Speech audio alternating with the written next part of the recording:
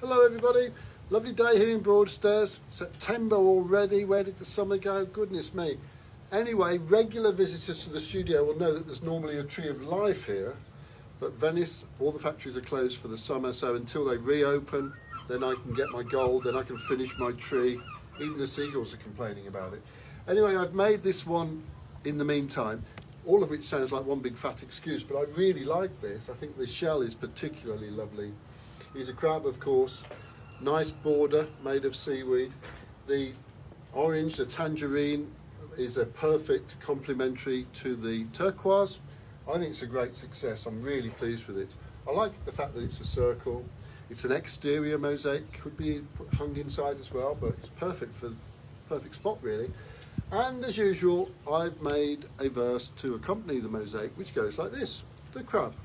When life gets on top of you and the world seems odd, just shuffle up sideways. Remember, you're a decapod.